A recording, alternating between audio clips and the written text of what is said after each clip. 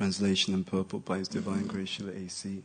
Bhaktivedanta Swami Srila Prabhupada Ki Jai.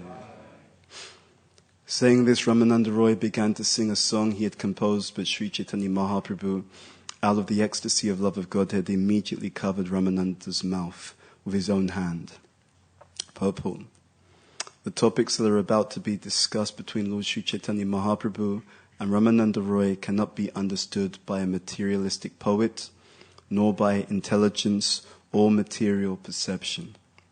Srila Bhaktisiddhanta Sarasvati Thakur states that the spiritual mellow can be realized only when one is situated on the transcendental platform beyond the material stage of goodness. That platform is called Vishuddha Sattva, Sattvam Vishuddham Vasudeva Shabditam.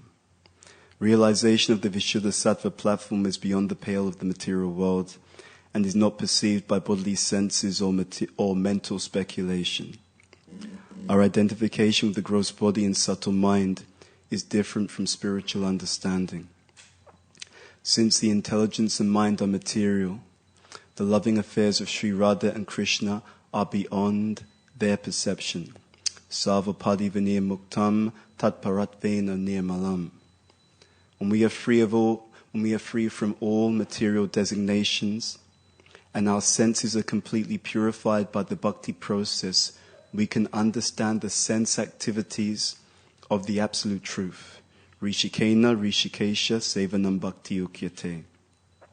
The spiritual senses are beyond the material senses. A materialist can think only of the negation of material variety. He cannot understand spiritual variety. He thinks that spiritual variety simply contradicts material variety and is a negation or void.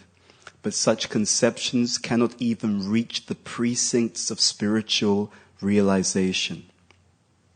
The wonderful activities of the gross body and subtle mind are always imperfect.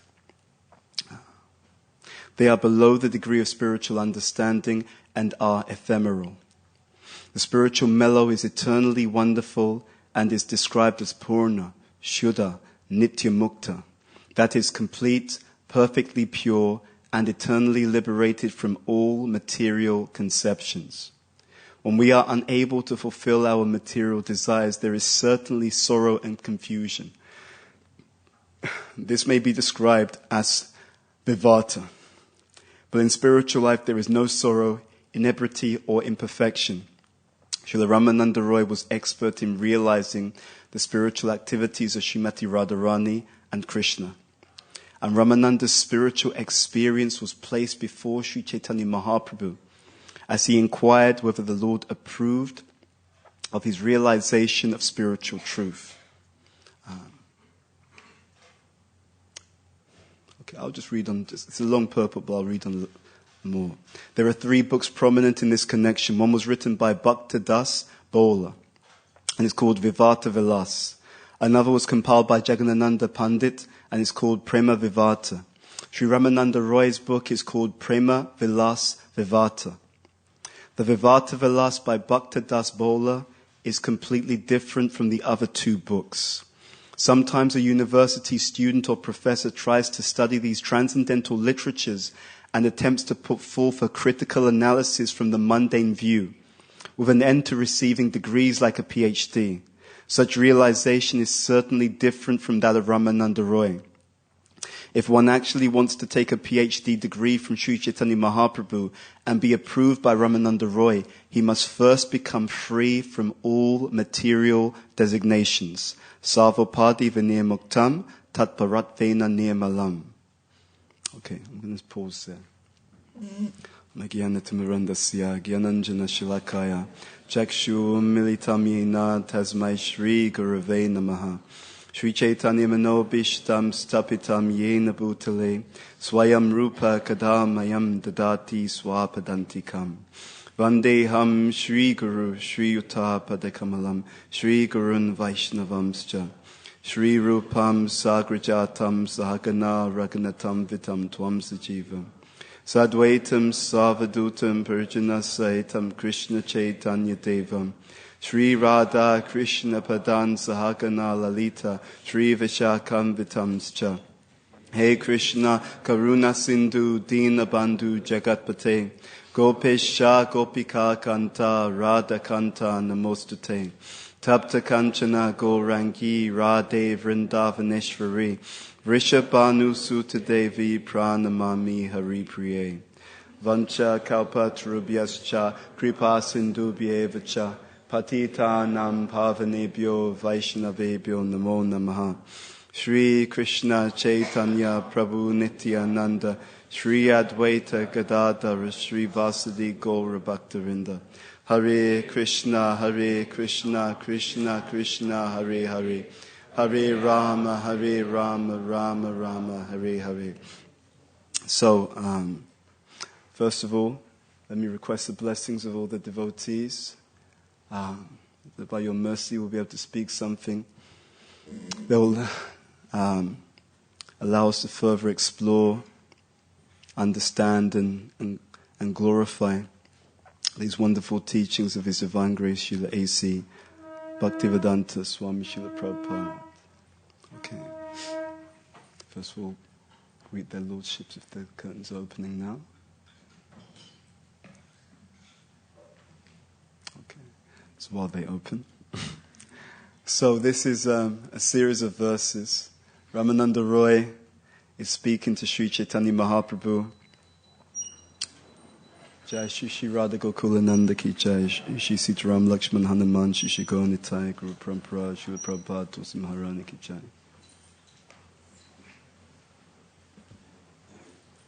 So these are a series of verses, the conversations between Sri Chaitanya Mahaprabhu and Ramananda Roy.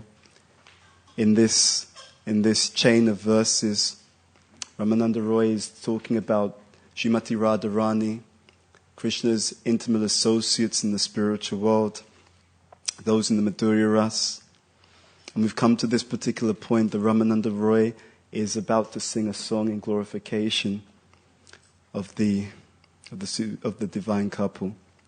And Lord Sri Chaitanya Mahaprabhu has now covered the mouth of Ramananda Roy. In the next verse, Ramananda Roy will actually speak a particular verse. And it will be a verse from the perspective of Srimati Radharani. And then the verse consequent is also in glorification of Krishna. And this is the teaching that Sri Chaitanya Mahaprabhu has come to give. Sri Chaitanya Mahaprabhu is Krishna, but he is Krishna in the mood of Srimati Radharani. And this combined form has come to not only taste, but also to distribute what he is tasting. So, among esoteric teachings, within any aspect of bona fide religion, this is the actual height of it all. Okay? This is the pinnacle of all of this. And we are being privy to this. We are being offered this particular understanding.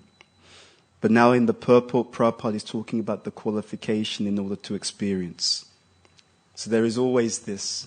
There is always the offering, and then there is always the qualification that allows one to fully appreciate the offering.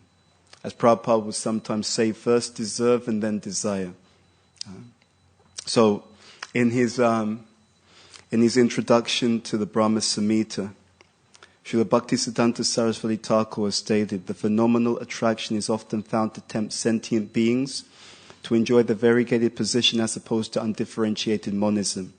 People are so much apt to indulge in transitory speculation, even when they are to educate themselves about a situation that lies beyond their empiric area or experiencing jurisdiction. In other words, everyone speculates about God. That's what he's saying. And in this purport, Prabhupada is touching upon that. So what does Prabhupada say? He says that we cannot understand such high topics unless we come to this platform. What does he say specifically? Srila Bhaktisiddhanta Saraswati Thakur states that the spiritual mellow can be realized only when one is situated on the transcendental platform beyond the material stage of goodness. We sometimes see prematurely the devotees will decry the mode of goodness. When you hear devotees do that, you can actually understand, generally, it means we don't understand what the mode of goodness is. Right? Because the mode of goodness is a very, very high stage. Of course, what we're talking about at all times is practicing Krishna consciousness from a certain platform. Okay, so there's a difference between someone who has no connection to Krishna consciousness and is in ignorance, passion, or goodness. It's all bad. Okay? Now, that's different from a devotee who wants to get to this platform of Vishuddhasattva. But you start somewhere. And if you read carefully in the 11th canto, there are a series of verses, conversations between Uddhava and Krishna will make that point specifically. He will tell Uddhava, the practitioner first comes to goodness and then gives up goodness for the transcendental platform. Right? Very, very clearly stated in the 11th canto of the Bhagavatam, just in case anyone has any misconceptions about that. So, this is where we're going though, or where we should be going. And then Krishna consciousness is like that. It is a journey to get to a particular point. Just like when you are, let's say you're standing in front of a wall, and that wall is taller than you are, okay? All you can see is the wall, but someone who's taller, they can look beyond the wall, and they can see that there's something else going on across that particular wall, okay? So these particular modes of material nature, they're like a wall. If you can see above the wall, you'd be amazed to see what's going on behind that particular barrier. So when we go above that particular platform, then we start to see that this world and this gross material reality is a really tiny part of the reality. It's the painful part of the reality. What do we mean by painful? Jama mrityu jara vyadi, dukkha dosha nidashanam. Right? This is a place where all the birth, death, old age and disease happens. But it's not the whole story, ladies and gentlemen. So there's a much greater reality. And that greater reality is what every single one of us are hankering for. The vision of the Shastra is very, very significant in this regards. The vision of the Shastra is literally to help us to see the reality clearly. You see? So what is the difference between the perception of a child and the perception of an adult? The child can put something in their mouth. Right? They can see some mud and put the mud in their mouth. Their perception doesn't go beyond the initial experience. You see? Or the child wants to is looking to put their hand in fire. Again, their perception does not go beyond the initial experience. They don't understand the ramifications of their activity. But what Krishna consciousness, and especially our founder Acharya, is trying to do through the books is give us a full perception. You hit this one domino, this is the chain reaction. Now it's up to you to choose, is this something that you want? Right? You engage in material life. Okay, you're going to grow old, really old. You're going to be diseased and you're going to die. Is this something that you're looking to experience? So it's the entire spectrum of action and reaction. And that is the difference between mature and immature vision. If someone truly sees things as they are, no one would engage in material existence. It's very, very simple. The teachings are so penetratingly beautiful and precise that you can literally see what happens in any activity. You engage in the mode of ignorance, you'll be destroyed. You engage in the mode of passion, you'll be very frustrated. Right? Even though in the beginning it may seem one way. You engage in the mode of goodness, it will be difficult in the beginning, but it will be materially peaceful, but it's not going to give you transcendental bliss. Right? The trouble with the mode of goodness is that it's not good enough. The material mode of goodness, it still carries the quality of ignorance, which is being stated here. The quality of ignorance in the mode of goodness is, I still think I'm this body. And the quality of passion within the material mode of goodness is, I still think that life is about my enjoyment.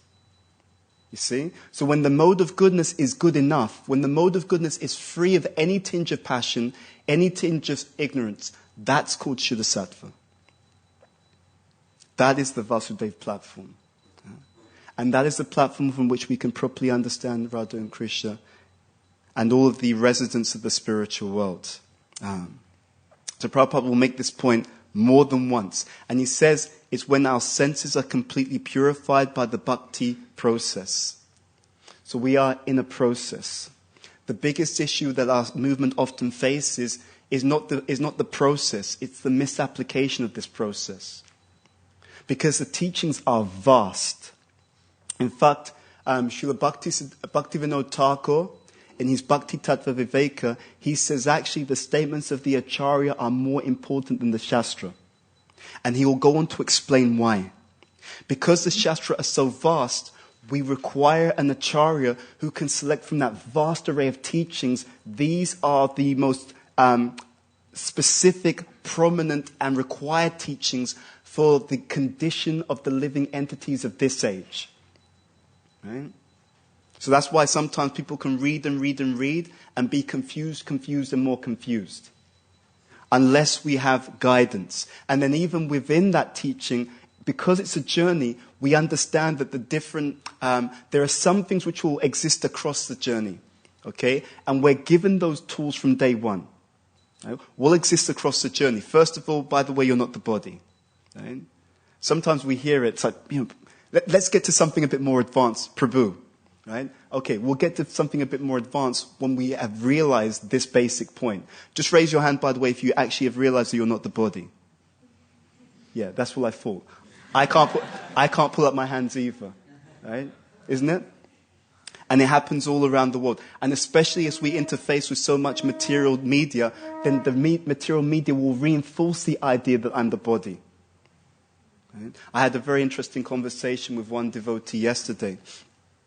And we were discussing, which is something that's always dear to my understanding, how do we actually change? Right?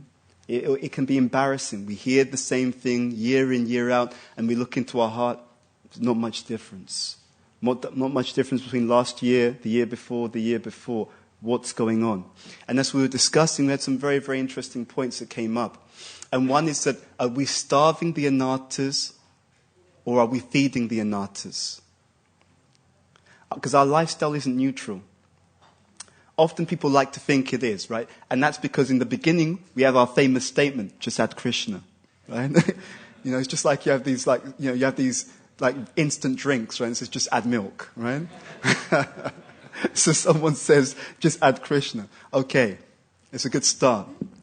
So the point is that we sometimes have these misconceptions. Yes, just add Krishna in the beginning, but it has to be a process.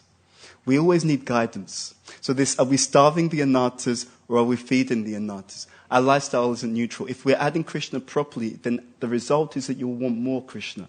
Why? Because if you're adding Krishna properly, if we're adding Krishna properly, then what is Krishna? Who is Krishna? He's all attractive.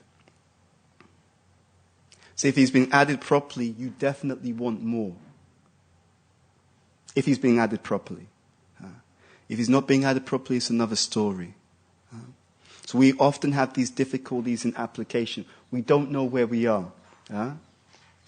Coordinates unknown. Think about that. You're trying to get somewhere. You know where you want to get to, but you also need to know where you are. Yeah? Imagine, I have this annoying thing on my Google Maps, right? And I'm sure many of you have the same thing. And I don't like having the location on. But when I'm trying to get somewhere, it will ask me, can we turn on the location? Right? And if I say yes, then it will pick up my present condition, my present position, and then it will be able to calibrate between that and where I'm trying to get to. And this is the same thing for us. It's exactly the same thing for us. Where am I? Here in this particular purport, let's see. Prabhupada, he makes so many wonderful points. The spiritual senses are beyond the material senses, and materialists can think only of the negation of material variety. He cannot understand spiritual variety. This is really important. You see, there's so many tricks that Kali Yuga has. And one of them is that in Kali Yuga, ignorance is confused for intelligence. So people will just speak with so much arrogance. And they'll say things like, well, if there's a God, why are people suffering? As if that's actually a good argument, right? It's such a stupid thing to say. Translation is, if I can't figure out how there can be an all-loving God and people can suffer, if I can't figure out how to reconcile these two things, it can't be true. In other words, if I'm ignorant, then it must be false. It's such a stupid thing. There's so many things that we can't work out. Does that automatically mean there's no answer? Or does it just mean that I can't figure out the answer? But in the Kali Yuga, people will say things with such false confidence. And if everyone's kind of taken aback, it's a trick that people use in arguments. If you say something very strongly, the hope is that it will shock people, and therefore it will temporarily switch off their intelligence, and therefore they won't be able to realize that what you've said is just incredibly stupid. Yeah. This is Kali Yuga. Welcome. So, anyway, in the purple, Prabhupada is also talking about this Prema Vilas Vivata, and in the next few verses, it's very, very interesting. It's explaining that so Radharani, she is in this state where she's absorbed in thinking of Krishna, and therefore she's embracing this tamal tree, and she's speaking to the tree, right? So she's completely absorbed. This absorption is our goal. This absorption is like a fire that burns to ashes all the impurities, right, within the heart. So we're not just trying to practice Krishna consciousness, we're trying to invoke Krishna consciousness. And how is this absorption invoked? Shraddha, Virya, Smriti. Yoga Sutras, Patanjali. Right? This one verse. Shraddha, Virya, Smriti. Shraddha, faith.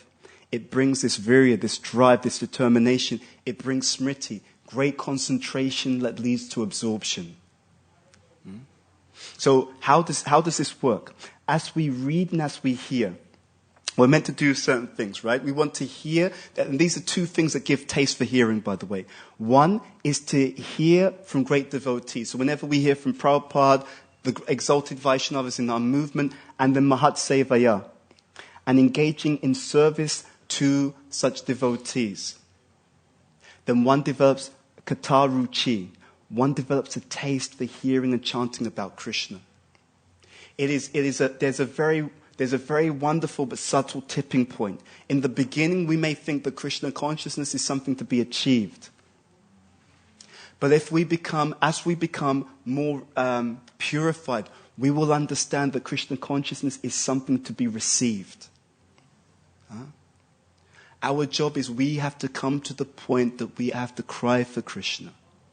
That's what we're trying to do, but in a very genuine way. In a very genuine way. And this comes as we develop humility, and this humility comes as we actually understand our really unfortunate position in this material world. In this material world, everyone is trying to find happiness in a place where it does not exist. And it doesn't matter how much searching goes on in the material arena, you will find that even the so-called very thing that materially gives you so-called some relief in the beginning, it will be the same cause of some real disappointment later on. Unless we actually have a higher aim. And that higher aim is to recognize that we've been touched by something which is absolutely priceless.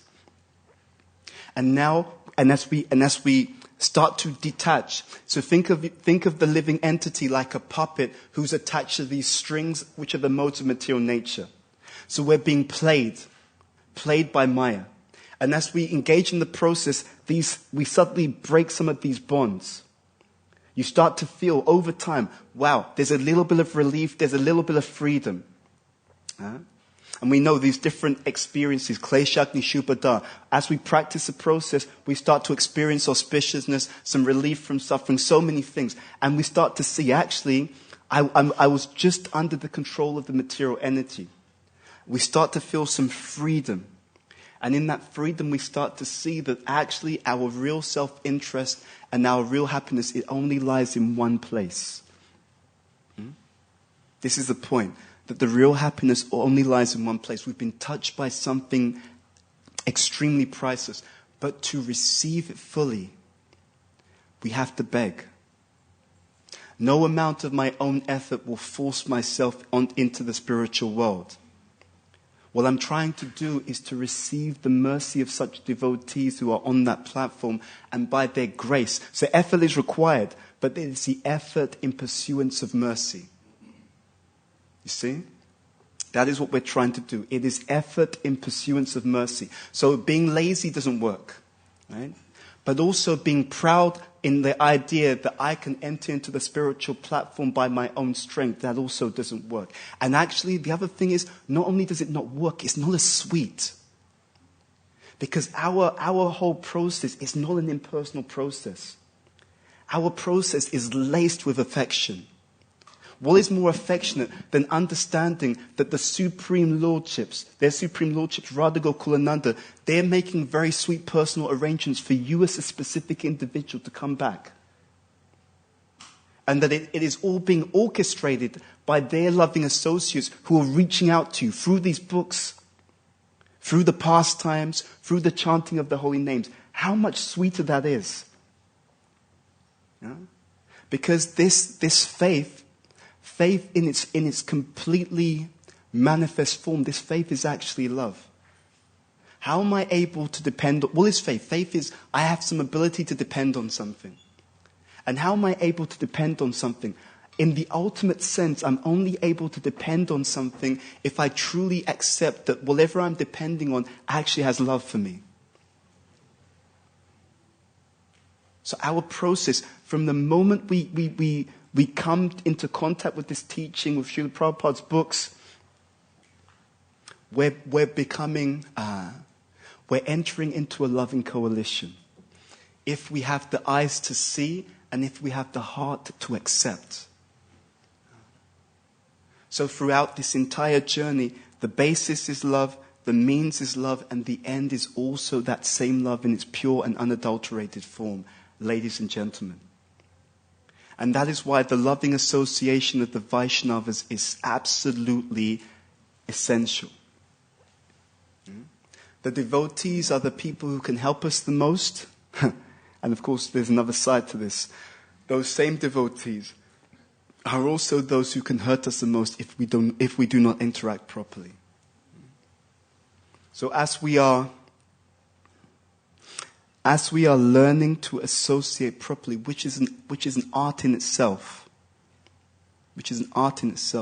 as we are learning to associate properly, we're also learning to make progress. What does it mean to associate properly with devotees? It actually means Trinada Pisunicheno, Taro Apisahisnuna, Amanina Manadena, Kirtaniya Sadahari. It means that every single devotee, every single living entity actually is Prabhu. And it means that I am that particular living entity's servant. But I serve according to the truth. Okay, and this is a very, very important point. So, there's one quality, but that same one quality or value expresses itself in different ways. So, some kind of leaning towards another person in ignorance is called sentimentality.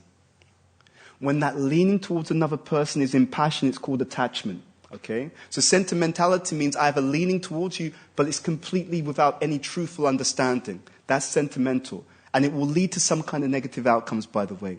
Sometimes in Kali Yuga, we confuse ignorance with goodness. And then we get stung. Has that ever happened to anyone in this room by any chance? Okay. You don't have to put your hands up to that one. I think everyone's hand will go up. So that same leaning towards another person in passion is called attachment. But that's more dependence. I'm attached to you because of what you do for me. Okay? So it's still selfish. I want something. I need you because of what you give me. That same leaning towards another person in goodness is affection.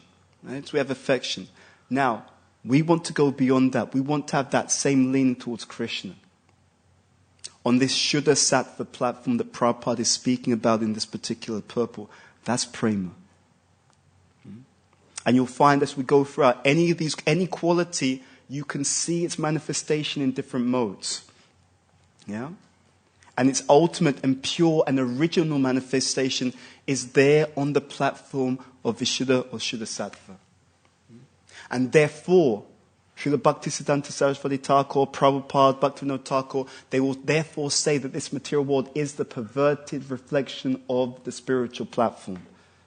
Because what you find here in its crooked form, you find there without any kind of crookedness or distortion. Yeah? That's how it works. That's how our process works. It is the vision to see our true self-interest, and it is the strength to pursue it. Yeah? The vision to see what's in our true self-interest, and the strength of heart.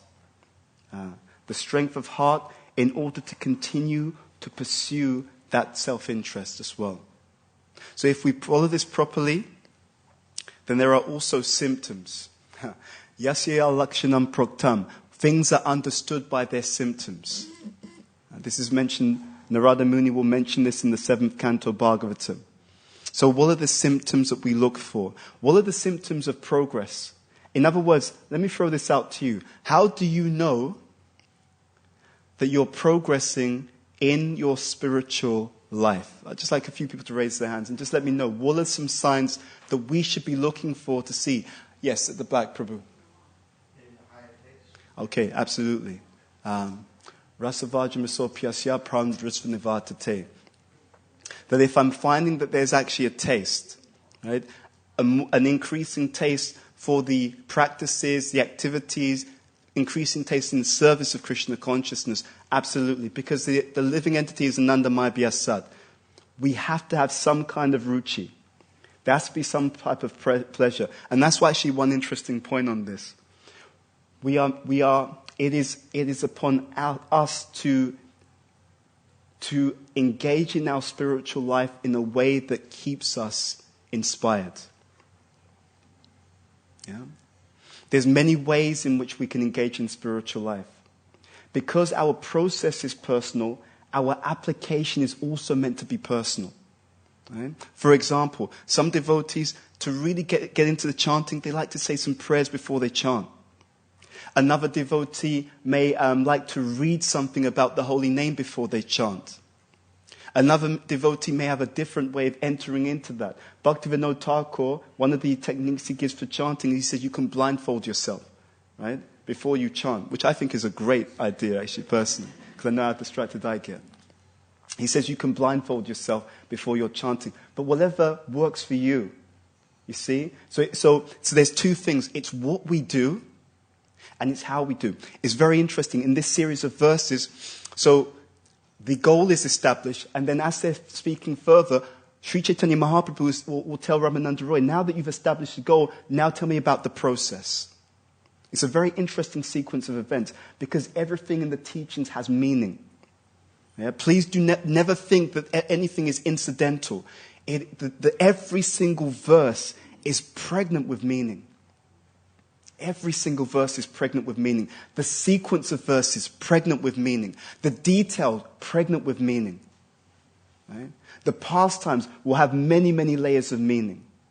It is so full that it will take, you could unpack these for lifetimes and never come to an end.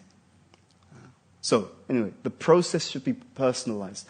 So the goal is to chant purely. Okay, the how. How will I become able to chant purely based upon how crazy and the particular type of craziness or insanity that's there with my mind? So we should study Prabhupada's books. Okay, another particular goal. What's the best way for me to study Prabhupada's books that keeps my mind in contact, my intelligence in contact, and therefore purified? There are so many different services to do. Right? How can I serve in such a way that I really become infused, inspired, and strong in my service? So this is what we're trying to do in Krishna consciousness. We want to personalize the process. Yeah? It's not a question of just copying people. It's not a question of just copying other devotees. It's a question of really personalizing this to really make it... to make our heart one with the process. What else can we do, or how else can we see that we're progressing? Yes? Absolutely. And Prabhupada, he will state that actually in more than one place, that one has to have a certain distaste. And it's not a false thing. Actually, with knowledge, that's automatic. Right? When we see the material energy for what it is, it's kind of like, well, you could do that, but you're going to get entangled, and it will lead to these other issues. See, this is the difficulty with the material world. People do something thinking that it's going to make them happy, but it leads to so many other issues. And you can't avoid it, by the way, because the material world is designed like that.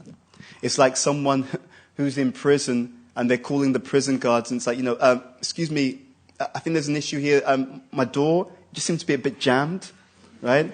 And the food, I didn't see a menu. Like over the last few days, I just keep getting porridge, like a bit of variety here. It's not an accident. Yeah, it's not an accident. That door that you think is jammed, it's locked. It's not jammed. There's not some kind of issue. Yeah, it's designed like that. Yeah, that's the whole point. It's designed like that. But through this process of Krishna consciousness, we can get paroled. Right? There's an entire reality outside of these three dimensions. In fact, even as we progress, one can start to get glimpses of another reality. Yeah, there's so much to this statement by Prabhupada. So much to this statement. The spiritual senses are beyond the material senses. The materialist can think only of the negation of material variety, and then he'll talk about the pure. And before that, he'll talk about being purified, or the senses being completely purified by the bhakti process. Even in the beginning stages, because there are actually so many more dimensions to reality. As we purify the senses, those other dimensions become more and more perceivable. Absolutely true, right? Even before we come to the platform of pure love of Godhead, as we purify the senses, so much more is to be seen. So much more is actually going on. And of course, irrespective of our trying to raise ourselves by the purification, there are always the pure devotees who are looking with compassion upon the living entities. This is the beauty of our process. No one engages in Krishna consciousness alone. In every time, in every place, in every circumstance, Krishna is there. And not only is Krishna there, because Krishna himself is never alone. So when Krishna is present, he's present with all of his associates as well. It is such an esoteric and beautiful process. So we're never alone, but we have to learn to take advantage of that association. And there are many ways in which we can tune ourselves in. When we read about such great devotees, when we read about Prabhupada, when we read about the great acharyas, their mercy becomes more accessible. And they still exist. They still exist. And also, the great acharyas, they watch over their own movement. Right? It is actually the great acharyas, they move the movement. Right? We can be used as an instrument, but Srila Prabhupada, well, there's that famous, well, not famous necessarily, but someone asked Prabhupada, will this movement continue on when you're gone through your disciples? He said it will continue in spite of my disciples. Prabhupada has a beautiful sense of humor.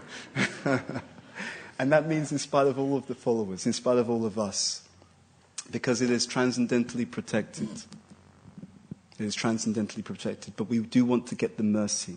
We do want to be the instrument of Krishna and Prabhupada's own compassion.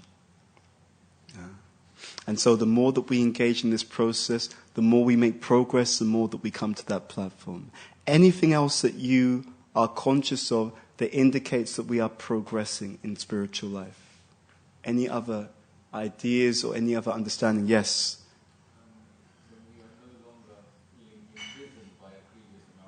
Yes. Artha and anatta. Artha means wanted. Anatta means that which is unwanted. It's very interesting. In some senses, there are no bad qualities. In some senses, there is just the wrong expression of a particular quality. Again, so someone has an issue with, let's say, anger. Let's say aggression. Right? That same quality of aggression in goodness, it's strength of character. it's strong. In passion, it's aggression. In ignorance, it's like over-submission. You see? So what happens is as we develop or raise our consciousness, then you get the healthy expression of that same quality as it becomes purified. They asked Srila Prabhupada, when we look at the qualities of a pure devotee, are the external qualities of such a devotee, are they externally in goodness? Prabhupada said yes. He said great devotees, externally the qualities look like the qualities of the mode of goodness. And Prabhupada says, but the difference is they are not attached to those particular qualities. And that's also mentioned in Bhagavad Gita, chapter 14, text number 22 to 25. It's that sense of detachment. So qualities are there, but the pure devotee is not attached to any of the particular modes. He's doing whatever he needs to do as he needs to do it. He's completely free to come and go as he wishes. In other words, he may visit the prison, but he's not a prisoner. Yeah? And that's what Srila Prabhupada has done. He came to visit the prison, but he's not a prisoner. Prabhupada went to one place, it may have even been a nudist colony. Think about that. You have someone from the spiritual world. He's gone to a nudist colony and he's preaching to the people. I believe, whether it was a nudist colony or not, he encountered one person and the person said to Prabhupada, I am God. And what did Prabhupada do? He immediately came to put his head down to the floor and said, please accept my humble obeisances. And then he preached to him. And that person became a devotee. Yeah. See, such a quality of humility. And where is that humility coming from? This is the beautiful thing about Krishna consciousness. It reconciles all contradictions. A devotee is becoming more Krishna conscious, so they experience more of Krishna's love and presence. Because they experience more of Krishna's love and presence, they feel small and insignificant. So they feel humble. But it doesn't stop there. Because they experience more of Krishna's love and presence, they feel very hopeful at the same time. Why? Because it's that same person who's so great, who's calling me, who's encouraging me, and who's going to help me to be successful in attaining him. So they're humble, they're also hopeful, but there's another quality as well. They're very strong or confident. Why? Because it's that same Krishna who's backing me up in everything I do as long as I'm following him properly. So just by that coming closer to Krishna, humility, hope, confidence, strength, all of these things are invoked simultaneously from the same source. From the same Supreme Personality of Godhead. So therefore, Prabhupada, they asked Prabhupada, why do you walk with your head held high? He said, because no one can defeat me. It's a beautiful statement, right? And it's true. It's true. No one can defeat him. And he's fully aware of it. Maybe one more point and then we'll stop for questions. Prabhupada will state here, a person who identifies with his material body cannot understand these talks between Srila Ramananda Roy and Sri Chaitanya Mahaprabhu. It's a very, very interesting point. We have a choice what we identify with. But there are consequences of identity. So however we identify, that will force us into a certain set of activities that relate to that identity. Okay? So the more I consider myself the body, the more I will be forced to engage in bodily activities, material activities. There'll be no way around it. Because the identity is the precursor of activity. Yeah? Again, everything will have its symptoms. This is how everything works in the material world. Everything has its symptoms. So sometimes people think it's not a big deal to identify with the body, but it means it will cause so much more suffering. Although the physical body may grow old and go through transformations, if we really start to accept that I am a servant of Krishna, if we cultivate that kind of understanding, over time it will blossom and deepen. Our spiritual practices, instead of watering weeds, it will water that same spiritual identity, which in the beginning stages is a general seed. And just like you have any seeds, when you look at seeds, they look quite generic. But when you start to water them, then they become something very specific and personal. Make sense? So in the same way, in the beginning stages, and you'll see this pattern throughout our teachings, some very general understanding, we're a servant of Krishna. And as that seed becomes watered, eventually it will be a very specific understanding of the specific servant of Krishna that we are. Right? It will go from a general understanding, okay, we have a relationship with Krishna, very general. And it will become specific. This is a particular relationship we have with Krishna. And that progression from the general to the specific, that's called personalism. So when Prabhupada talks about impersonalism, there's so much more dimension to this than people immediately understand.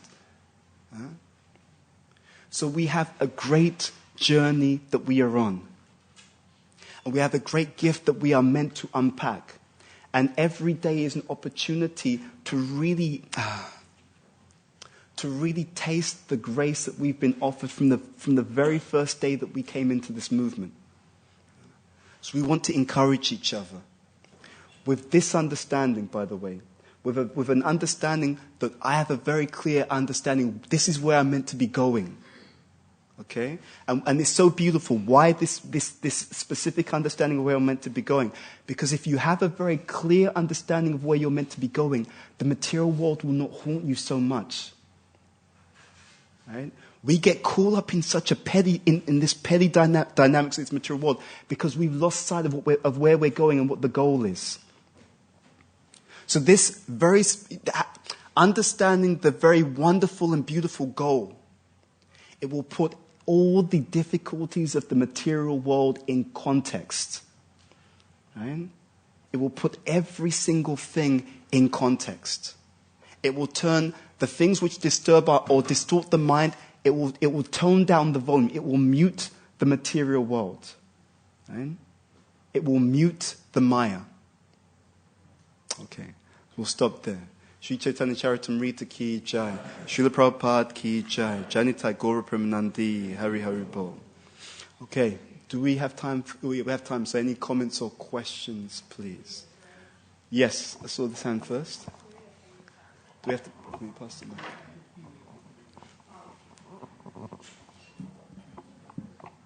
Hare Krishna. Thanks so much for your class, Prabhu. I just had a question because you spoke a lot about the three modes. So I think as devotees, a lot of times or sometimes we can confuse passion as transcendental passion. So I want to hear your point on how can we make sure we're not confusing that, because from my understanding we need to rise to goodness first and transcend, to use transcendental passion. So how can we make sure we're not confusing them, and how can we make sure we're actually rising to goodness to then transcend? Yeah, so that's the simple way of looking at it is if we still have material attachments, then the passion is not fully transcendental. Yeah. So it'll mean that it'll be more Rajagun rather than transcendence. But at the same time, and this is again why the process is the guidance is so significant. See, you have to, whatever's there, you have to elevate it. So, for example, when we have a young body, there's so much energy and passion in the body. Just telling the person to just sit down and be quiet is not going to work. Right? There has to be an outlet or a healthy spiritual engagement for what's already there. And in that way it becomes elevated. So through expert guidance, we learn to channel that which is already there and engage it in Krishna's service.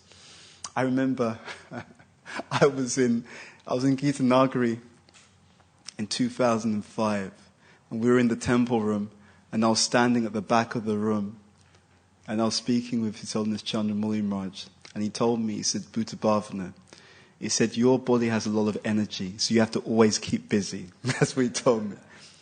It's not got a lot of energy now, but I had a lot of energy then. So anyway, that point is like that. You want to engage everything that's there because it doesn't belong to us.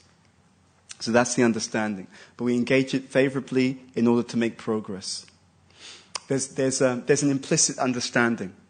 For example, I'll just tell this honestly. So I was in America recently. There was a retreat, and I was just looking at there were young people there, and they were attending, and I was thinking, some of them were quite disengaged, And I was thinking, what happened? How was that possible? And it became very obvious. Sometimes they had very well-intentioned seniors, but the seniors were trying to force them to be Krishna conscious, you know? And then what was happening as a result is many of them couldn't wait to get away from their seniors, right? Because it's not something, you can't make someone a devotee by force. Because it's an affair of the heart. They have to actually want to be Krishna conscious. So one of the things I was seeing is that, I was thinking, the mistake was, what should have happened is those seniors should have been trying to inspire those youth in Krishna consciousness. If you show them the actual nature of it, how much it has to offer, and if it's presented to them in a way that's according to where they are in the journey, then it naturally, because it's all attractive, the process is non different from Krishna. The process itself is all attractive, if it's understood and engaged in properly. So I was seeing that the mistake was, these people are trying to force Krishna consciousness on those youth. They're not presenting it properly according to the nature of that particular audience, which is exactly what Prabhupada says should be done. He mentions that directly, first canto, Bhagavatam, chapter 4, text number 1 in the purple. He says it has to be presented according to the particular audience. He says this is called realization. And as a result of it not being presented properly to that particular audience, some of them they were born in the movement and they're not sure if they believe in Krishna. I was like, really? It's that bad, you know? Anyway, it's often because we don't, again, the point that we're making, it's often because we don't know how to apply it. Yeah. But to your point, it's a question of just knowing the qualities to understand where we are in the journey, knowing the qualities in terms of what the process is and what should be done and what should be emphasized at different stages, and also knowing the qualities of the audience in order to see how to present it in a way that's meaningful according to that audience. And Prabhupada will do that time and again. Bhaktivedanta Institute, he's preaching to scientists. It's a certain type of presentation. In fact, it's very interesting. Prabhupada would tell His Holiness Bhakti Swarup Damodar Maharaj, whatever you need in order to do this preaching, we will fund it. That's how much he considered this to be important. Preaching to the students, what did Prabhupada tell his disciples? Don't go to the universities telling them that this Krishna consciousness is all rules and regulations. He said, explain to them that this is a higher philosophy. So that differentiation is important. Does that answer your question? Thank you. Any other questions or comments? Yes, I saw at the back, and then then we'll come over. I saw it's a little bit late, but we'll come over soon. Hare Krishna Prabhu. You're mentioning that we're supposed to be always thinking that we're servants every day, just embedding it in, and from that there will be a change also. Yes. And then you mentioned also where every living entity is a Prabhu. I like that statement. It's very capturing. Every living entity is a Prabhu except us. Yeah, we're the servant of all the living entities. And I wanted to get some elaboration on how we can have that mood in a mature way. And mature way. Yes. Because we can get fanatical with that also. And then the importance of having that mood, if you can elaborate on that, please. Yeah. So the way to have the mood in a mature way is it's always meant to be based upon the truth. You see, that's what keeps it mature. The moment we're trying to serve others but not based upon the reality of the truth, what's going on with them and us, then it becomes either sentimental or something else. So, for example, you see someone who's not a devotee, then I'm this particular person's servant, but I'm going to serve them according to what they need at this time. Therefore, it doesn't get sentimental, right? Therefore, you're not sharing their hamburger with them, for example, right? Because I'm their Prabhu, so like that. That's not how it's done. What's the reality of their situation? Okay, so right now they are not conscious of their position as Krishna's servant. I'm their servant. So therefore, my job in this case is to try to remind them in a way that's favorable for them who they actually are. This is some literature you can read. I go to the temple. Have you ever tried chanting? Right? So it's always got to be based upon a truthful understanding of what's actually going on. Otherwise, we do a disservice to them and also to ourselves, by the way. Yeah? And it happens, and that same understanding should be there even in the association of devotees. We serve them based upon the reality of the situation. Right? But that requires us to be able to understand who is before us. And that is a little bit of, that's a science, right? That requires knowledge. It requires humility, but not humility in a false way. Humility, Prabhupada will write in one purport in the Bhagavad Gita, he says it means truthfulness. So if you're actually humble, okay, I can understand who I'm dealing with, I can understand where they are, therefore I'm going to interact with them in this way, which is favorable for both them and I. Yeah? And when we're able to do this consistently, that's the Madhyama platform. Right? That's one of the symptoms of the Madhyam Adhikari. They have the ability to evaluate and discriminate on the basis of the Guru, Sadhu and Shastra and to act accordingly.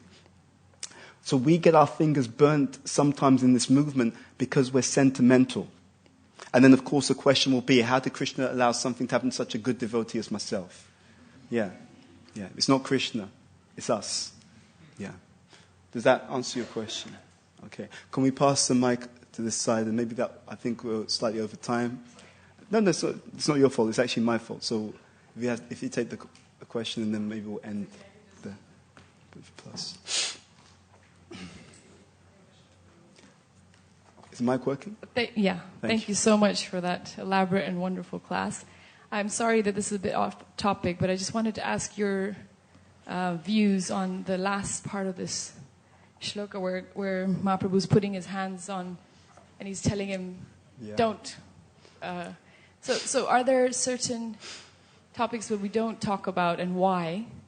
And what is the way to avoid then going somewhere else to hear those topics? Because I've had conversations with devotees where they're like, well, Prabhupada didn't give us everything. So there's this idea that there might be something higher somewhere else. Yeah. And why did Mahaprabhu then tell him to? Good question. So there's a few things to point out here. First of all, if anyone says Prabhupada didn't give us everything, the best advice to tell them is to read his books. And if they tell you that I've read his books, tell them try and do it with your eyes open. Yeah. It'll help. It'll enhance the experience. So the point is, it's never the case that Prabhupada... so anyway, I wasn't going to get into so much, but since you've asked about it. So I was really excited about this first. Yeah. Well, so anyway, because, there's a few things. Going back to what we said at the beginning, first deserve and then desire. There's different ways in which hearing takes place. So what's actually happening here is we come to know something about Radha and Krishna, but we're doing it through Chaitanya Mahaprabhu's ecstasies, and this is exactly why he's put his hand over Ramananda Roy's mouth.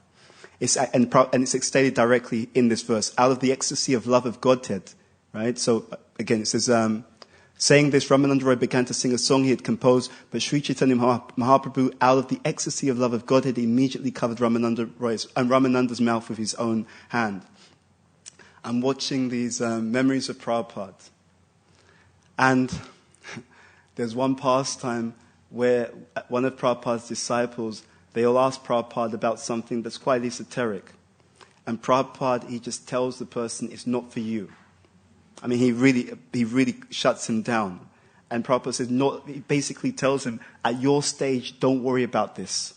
But at the same time, at a certain level of adhikar, one can enter into certain understanding. One can look more deeply at, let's say, more confidential aspects of the teachings. But this is what we were trying to say again. It's a question of adhikar. So what happens is, if you look at Prabhupada's lectures, generally in the public lecture, he preaches for the baseline level. You see? There's a difficulty that sometimes, to be very honest, out of a desire to present oneself as more exalted, sometimes people will get into confidential topics just because, look everyone, I know lots of confidential stuff, right? And that's unhealthy. In fact, it's a form of cheating. At the same time, there are deeper and deeper aspects of Krishna consciousness, and it is what Prabhupada is meant to give. So as someone becomes, let's say, qualified and inspired to understand more and more deeply, let's say deeper aspects of the teaching, they should get permission from their own seniors. That's one aspect. They should get an understanding of what is healthy for them at their stage in Krishna consciousness as well. You see? And if a person feels that I can't do that, that in of itself is a lack of qualification. Right? My own spiritual master, he would mention this on more than one occasion, although I never understood it properly. He said there are certain aspects of Krishna consciousness that we can't enter into alone. Yeah? He said we have to, and it's not even just guidance, it's also blessings. Right? In order to understand. And Prabhupada will make that point in the first canto, chapter 19, text number 12, that you get permission and blessings for every major aspect of your spiritual life. He said this makes the matter perfect. So sometimes it's the case that people are in touch with other Gaudiya Vaishnava groups who they may think are more esoteric or etc., etc. But the question is, okay, let's say that person has some interest, but you can't even chant 16 rounds attentively, right? So let's think about that. Or they have that, but there's so much mundane material attraction. Now, that means that they need guidance. It's not just how I feel like. You have to actually get guidance. I was on a conversation yesterday with one devotee friend of mine, and he was just sharing some experiences he was having in Krishna consciousness, which are very, very wonderful. And he then told me that he'd spoken to his spiritual master. He told his spiritual master what he was experiencing. His spiritual master had given him very specific guidance about how to navigate and going forward. And I thought, yeah, that's exactly correct, because he's sincere. It's not an ego thing. Yeah? And so sometimes, just for some foolish reason, out of ego, it's just like I'm more esoteric than you are. Yeah, seriously, it's a competition like that. But you know, the funny thing is, the real understanding of qualification to enter into deeper aspects of Krishna consciousness is one of the abiding qualifications across that platform is humility. You see, real humility. So someone who's seemingly talking very, very high, but in the mood of pride and showing off, immediately that's a problem. Right? There are always qualifications to everything.